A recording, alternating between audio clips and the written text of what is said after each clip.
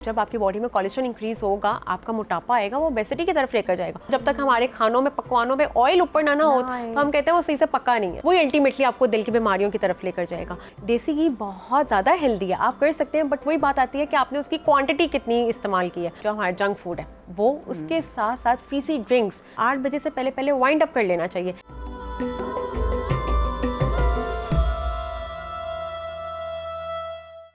आम आदमी के लिए कि ये एक्चुअली किस ग़िज़ा से बढ़ता है और ये है क्या? अच्छा नबिया, बेसिकली जो कोलेस्ट्रॉल है ना, वो आपका अनहेल्दी फैट की वजह से बढ़ता है।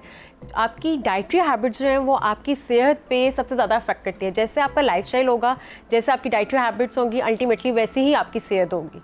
तो डाइट में बेसिकली 2 तरह के फ़ैट होते हैं। एक होता है बैड फैट, जो कि LDL होता है, जो आपके जंक फूड में, तली हुई चीज़ों में, डीप फ्राई चीज़ों में, प्रोसेस चीज़ों में, उनमें पाया जाता है। उसी तरह आपकी बॉडी में हेल्दी फैट्स होता है, जो आपकी बॉडी के लिए मुफीद होता है, जिसको HDL कहा जाता है, जो कि आपके नट्स में होता है, प्लांट बेस्ड ऑयल में होता है, हेल्दी ऑयल्स में होता है। तो ये दोनों में डिफरेंस है। आपका कोलेस्ट्रॉल तब इंक्रीज होगा जब आपकी बॉडी में बहुत टाइम तक आपकी डाइट अनहेल्दी चीज़ों पर रही हो, कि आपका जंक फूड की तरफ रुझान बहुत ज़्यादा हो, डीप फ्राई तली हुई चीज़ों पे बहुत ज़्यादा हो, वो अल्टीमेटली आपका कोलेस्ट्रॉल इंक्रीज़ होगा, और जब कोलेस्ट्रॉल इंक्रीज़ होगा आपको दिल की बीमारियां लगेगी। अच्छा डॉक्टर सबन, हम बात करते हैं ना हमेशा फ्राइड चीज़ें, या हमारे यहाँ जंक फूड की चेन्स बहुत कॉमन हो गई है ना ओवर द ईयर्स, और फिर लेट ईटिंग हैबिट्स, इस पे भी हम बात करेंगे। लेकिन मैं उससे पहले ये पॉइंट रेस करना चाहूँगी कि हम हमेशा बात करते हैं कि घर का खाना खाओ। घर का खाना जैसा भी है, कुछ भी है, वो आपके लिए सेफ़ है और साफ़ सुथरा खाना है, बीमारियों से पाक है। लेकिन आप क्या समझती हैं कि हम उस तरह का ऑयल जो यूज़ करते हैं अपने खानों में, या जितना हम उसको पका लेते हैं, और ऑयल की एक जो तरी हमारे ऊपर आती है हमारे खानों पे, वो भी तो अनहेल्दी ही हुआ। बिल्कुल ऐसी है। अच्छा, बेसिकली नबिया, उसमें ये होता है कि आपके कुकिंग मेथड्स बहुत अफेक्ट करते हैं आपकी डाइट पर। हमारे घर में यहाँ पे नॉर्मली एशियन पॉपुलेशन में ये किया जाता है कि सुबह अगर ब्रेकफास्ट में ऑयल इस्तेमाल हो रहा है अंडे पे, तो वो उसी ऑयल को हम दोपहर के खानों में भी इस्तेमाल कर लेते हैं। तो ये बिल्कुल बहुत गलत आपकी हैबिट्स है कि आप एक ही तेल को 10-10 बार यूज़ करते हैं। जितना आप उसको पकाएंगे उतना ही वो प्रोसेस होगा, उतना ही आपको बीमारियों की तरफ लेकर जाएगा। लाइकवाइज ऐसे ही बाजार का खाना जो होता है, डीप फ्राई चीज़ें होती हैं, उनको तला जाता है प्रॉपर, तो जो आपकी ग़िज़ा में जो न्यूट्रिएंट्स होते हैं वो तो वैसे ही निकल जाते हैं। जितना आप उनको फ्राई करेंगे, जितना आप उनको ओवर कुक्ड करेंगे, वो तो उतनी चीज़ें आपकी न्यूट्रिएंट डेंस निकल जाएगी।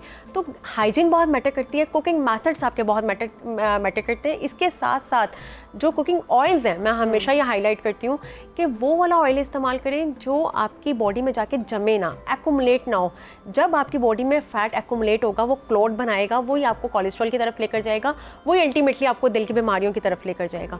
तो प्लांट बेस्ड ऑयल जो होते हैं, टू बी वेरी ऑनेस्ट, मैं एज अ न्यूट्रिशनिस्ट हमेशा कहती हूँ प्लांट बेस्ड ऑयल, जिसमें सनफ्लावर ऑयल, कैनोलिव ऑयल, आपका ऑलिव ऑयल आ जाता है, कॉर्न ऑयल, वो सारे जो है वो बेनिफिशियल आपकी सेहत के लिए। अच्छा, एक लंबे अरसे तक देसी घी पर बड़ी डिबेट होती रही।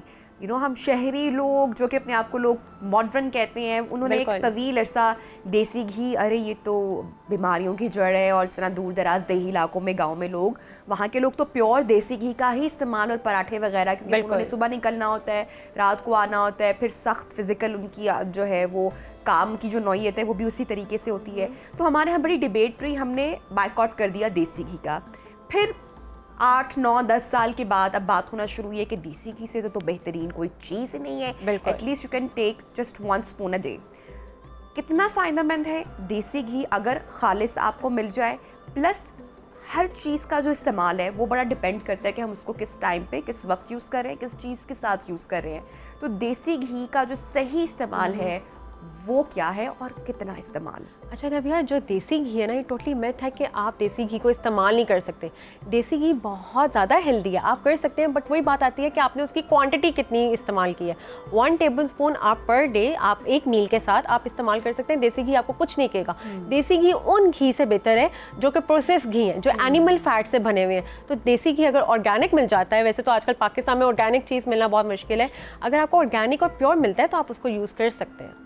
अच्छा, इसमें कोई टाइम की कोई लिमिट, किसी भी टाइम ले सकते हैं? सुबह के टाइम डाइजेशन बेहतर होती है, या रात के टाइम कुछ लोग दूध में मिला के पी लेते हैं, तो ये हेल्दी फैट है आप कहेंगी? ये हेल्दी फैट है, इसमें ओमेगा 3 ओमेगा 6 होते हैं जो आपकी बॉडी के गुड फैट में कंसीडर किया जाता है।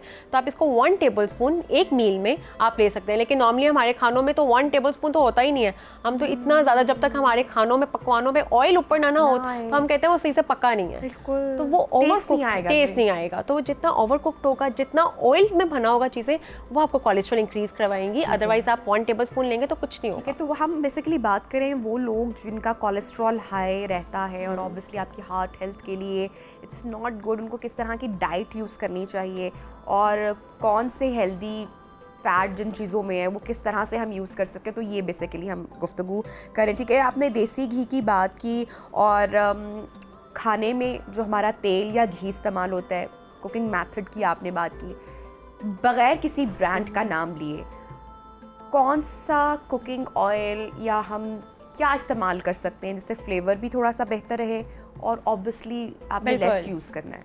जिस भी ऑयल में लिखा होगा प्लांट बेस्ड, वो कुकिंग ऑयल जो है वो आपके कोलेस्ट्रॉल फ्री हैं। अब समटाइम्स आजकल ऑयल ऐसे आते हैं जिसपे ऊपर लिखा होता है, मेंशन किया जाता है कोलेस्ट्रॉल फ्री, तो आप वो ऑयल इस्तेमाल करें। लेकिन उनमें भी कंसीडर करें कि सनफ्लावर हो, कैनोलिव हो, ऑलिव हो, किसी ब्रांड का भी हो सकता है। वो किसी भी एक ब्रांड को हम हाईलाइट नहीं करते, बट वो किसी का भी हो सकता है। बट आपने कोलेस्ट्रॉल फ्री जिस पे प्लांट बेस्ड लिखा हो वो आप अपनी डाइट में इस्तेमाल करें। ठीक है, कमिंग बैक टू टॉपिक, अब वो हम कौन सी गलतियाँ कर रहे होते हैं जिसकी वजह से हमारा कोलेस्ट्रॉल हाई होता है? अच्छा, उसमें सबसे पहले तो ये जो हमारा जंक फूड है वो, उसके साथ साथ फ्रीजी ड्रिंक्स जो हमारी ये एनर्जी ड्रिंक्स होती हैं, क्योंकि जितना आप ओवर कंजप्शन करेंगे शुगर का वो आपको ओबेसिटी की तरफ लेकर जाएगी।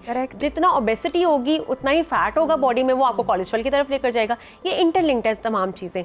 जंक फूड को अवॉइड करें, जितनी प्रोसेस्ड चीज़ें हैं, बेकरी की आइटम्स हैं, उनको अवॉइड करें।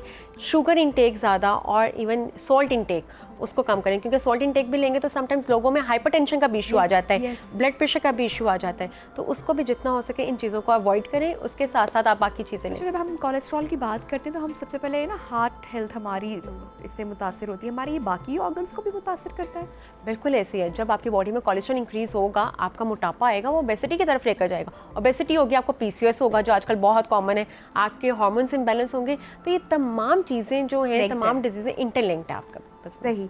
अच्छा, जैसे कि हमारे यहाँ मैंने बात की कि जंक फूड जो चेन्स हैं या जो रेस्टोरेंट्स हैं वो तो 24 आवर्स रात को भी, और बच्चों की जो लाइफस्टाइल है, लेट नाइट जागना, देर से खाना, देर से सोना, तो ऐसे में हम देखते हैं कि लेट नाइट पिज़्ज़ा चल रहा होता है या बर्गर्स चल रहे होते हैं, फ्राइड चिकन की जो शॉप्स हैं, ये बहुत सारा कारोबार हमारे यहाँ बहुत है। देर रात को खाना, इन सब चीज़ों का इस्तेमाल, जंक फूड का, और आपके बॉडी का ऑब्वियसली जो हमारा एक निज़ाम है कि जो आपका स्टमक है वो जब रात होती है तो उस टाइम पे डाइजेशन का सिस्टम कितना स्लो हो जाता है और कितना टाइम रिक्वायर होता है एक्चुअली किसी भी मील को डाइजेस्ट करने के लिए। और जब हम रात को इस तरह के खाने ले रहे होते हैं, फिर अनहेल्दी फैट हम कंज्यूम कर रहे हैं, तो ये तो हमारे हेल्थ के लिए, हमारे लिए बड़ी एक अलार्मिंग सिचुएशन हो गई। इसी ट्रू। और आप देखिए ना भैया, आजकल 80% पॉपुलेशन में डायबिटीज़ आना शुरू हो गई है। यंगस्टर्स में डायबिटीज़ आ रही है, बोन हेल्थ इश्यूज आना शुरू हो गया। ओबेसिटी, चाइल्डहुड ओबेसिटी बहुत कॉमन है। वो इसीलिए कॉमन है कि हमारे यहाँ पे डिनर ही 8 बजे के बाद किया जाता है, जबकि जो डिनर है that should be around 7 to 8।